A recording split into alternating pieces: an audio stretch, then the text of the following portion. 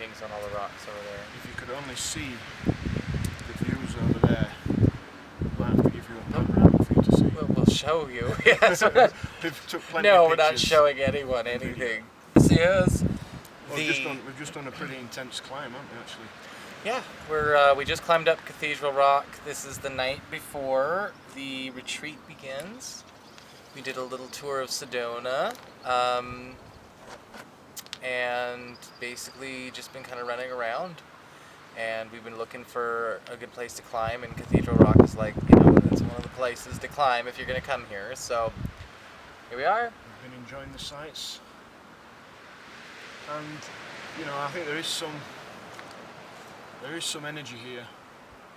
I don't think we've felt it as powerfully as Mount Shasta, have we? Yeah, I don't, and I think that maybe it's different enough.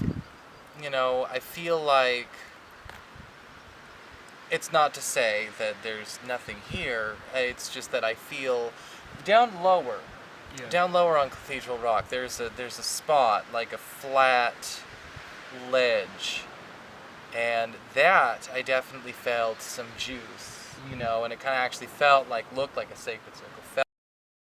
As soon as we got to the top, well, top-ish, obviously there are some spires that we're just not going to be able to do without any special equipment, or drugs in my case, because that's way too high. It just didn't jump out, and so I'm kind of feeling like, I'm not discounting it, but I definitely think that if there are vortexes in Sedona, I want to find them, but they are probably more scattered. Yeah. Unlike Mount Shasta, which, it's kind of like, you don't go on a tour, you step on and you are electrified, which is kind of cool. So yeah, the difference I noticed is when we were driving up to Shasta itself. Yeah. As soon as we got about 3 miles away from Shasta and we could see, the energy, you just felt a dramatic shift in energy. Right from I-5, yeah. Whereas with this place, again, I think that's the case. Maybe the vortexes are more spread out in different locations as opposed to the whole area being saturated with that type of energy. Yeah. Which might be some work to do.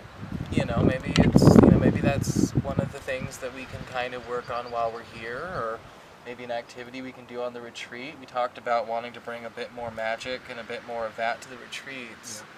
A bit more active energy work. And well, I think that brings us on to what we were chatting about earlier, which is really amalgamating things together. Yeah. Really getting everything together as a holistic system, if you will, or a holistic approach to things, approach to life, approach to yourself. And really, like I said, with the astrology, with the magic, with the inner awakening, really merging that together, meditation, merging that together and using it all in the right way for complete a bigger picture, as opposed to maybe just isolating one thing and just kind of working on that one particular thing for one particular goal. Yeah. And that's what we were chatting about, weren't we? Yeah, it was in the car. We were saying, there's a right way and a wrong way, I think, to have your pick and mix when it comes to your spiritual practice. You're not going to always be copying other people, and that's kind of what I think really does need to kind of come into being with, again, a holistic approach to this, because there's such divide. I kind of feel like not a fish out of water, but I kind of feel like the witches in Sedona, that kind of thing. It's like Hunt the witch. Hunt the witch. Oh yeah, bring it. Okay. But yeah, we were saying kind of like, almost like, how Bruce Lee brought together the best of each individual sort of martial art, each system, and then amalgamated it together and made it his own. And that's what me and Nico were chatting about, is really making the systems that you follow, really making it your own. Yeah. And taking the best of each thing, upon all the different areas of your life and all the different areas of yourself, not just one area and not just one rigid system. Well, and that's kind of what you can expect from, what you should expect from the classes, like the tarot class and the astrology class. I'm not teaching class where I get up and I just pull out a book on tarot that somebody else wrote, and then we're just going to read it Nico style. It's a little bit different. This is how I came by my interpretations, and and then you get a formula to come up with your own, and the same with astrology, and and then more importantly, how you're not even limited or fixed to what that outcome is. Chris is going to be working with people on remedies yeah, for astrology. Yeah, which I'm pretty excited about because as me and Nico's chatted about a lot, and if you've seen some of my videos, I've spoke about it and Nico spoke about it as well, is not being bound by certain limitations and look a certain way.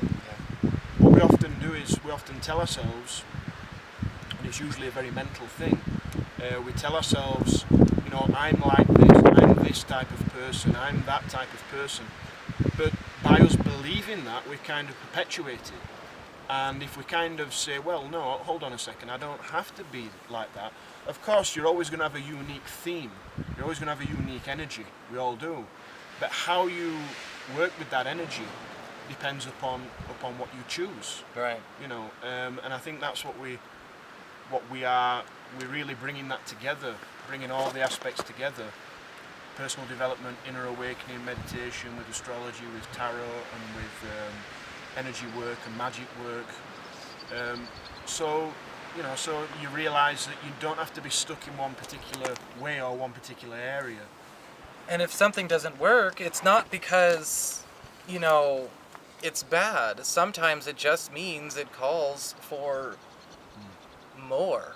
Yeah. Something different, something either with more oomph. That's just the mechanics of the universe. I think that we expect to be shown the moral way, and we get kind of stuck like, oh, well, is it immoral to not be bound by astrology? Well, I don't know. I think that sometimes we think we can't do anything about it, or we don't want to because of fear. It's like, why does a Mercury retrograde hit one person like a brick and another person doesn't feel it? It's all in here. It's the mental which is affecting your energy and which is creating the blocks as well. Well, and the energetic adaptation of the physical body. I mean, absolutely. It's almost like an inoculation. I mean, for me, it's like Mercury retrograde is not. It ain't no thing. Something might happen, but at the same time, I'm also like, whoa. Yeah. And once you realise what that, using that as an example with the Mercury retrograde, and once you realise what that kind of entails, if you will, or what that energy is to do with, then you can work on those energies to improve that. So then when it comes round again, you're not repeating the same cycle, because that's what we've talked about. Is that we're doomed to repeat the same cycles if we just keep doing what we've always done. Yeah. And that's our karma. Our karma is our thoughts, our beliefs, our emotions, and then our actions. And that obviously creates the circumstances in our life and how we respond to things and how we feel things. So once we understand that we can change our karma, then we can start to transform things. And then when a Mercury retrograde happens, it's not going to affect you in the same way. If anything, something positive could come out of it. Well, it could be a flip side. Well, there is a flip side, yeah. I think, and then you always see the opportunities within the in the energetic shift. It's and I think that astrology is just one version of that. There's, if you want to be able to sort of exist in, I don't want to say a reality, but for lack of a better term right now, in a way where it's kind of like you are an active participant. You're not making petitions anymore. You're not, please give me something. We're not doing that anymore. We're getting into the place where it's kind of like, this is going to happen, and that is going to happen, and this experience will be, and this course of events changes. Yeah. That's if you can step into a place where you're doing that. Self-mastery, isn't it? Exactly. Mastery of yourself and mastery of your energies and what you do with those energies. Yeah. And of course what you do with your energies is all to do with magic, and how you align yourself fully is a lot to do with inner awakening. And so if you put all those things together, they all complement each other. Yeah. But if we just focus on one area or limit ourselves, then we, to the detriment, everything else becomes limited as well. Yes. I mean, if you don't do astrology, if you're like, look, astrology doesn't resonate with me, never has, never will, I'm perfectly fine sticking to the tarot and crystals, you know what? Guess what? You can still do it with that. Again, that's just a different form of paint. Yeah. Or maybe, when somebody says magic, you think, oh God, do I have to go out and, and start practicing witchcraft? No, magic is just the act of doing. Magic is the act of mastery of the energy you're working with. And like we were chatting before as well about when we were talking about resonance, what resonates with you. And we have to make sure as well that resonance is coming more from the heart, more intuitive from the heart, as opposed to a mental obstruction.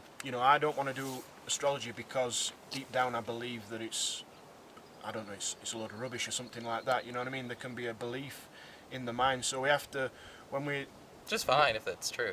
If you believe it's a load of rubbish and it's just not for you, it's fine. Yeah, but then part of the work, I think, is to then not be rigidly bound by those beliefs and to kind of be open to the fact of releasing those or relaxing those beliefs a little bit. Yeah. So that then you give things an opportunity, because something that you believed was a load of garbage before, all of a sudden you relax it, you give it a chance.